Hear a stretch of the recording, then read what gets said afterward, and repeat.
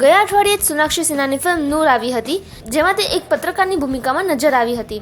જોકે આ ફિલ્મે બોક્સ ઓફિસ પર કોઈ સારી કમાણી કરી હતી નહીં. સોનાક્ષી તાજેતરમાં દબંગ 2 થી પરત આવી છે અને તેને એટલો મોટો ઝટકો લાગ્યો છે કે તમે દંગ રહી જશો. અત્યારે સોનાક્ષી ફેમસ ડાન્સિંગ શો નચ બલિયેમાં જજ તરીકે નજર આવી રહી છે, પરંતુ હવે એવું લાગે છે કે સોનાક્ષી આ શોમાં જજ તરીકે નજર આવશે નહીં.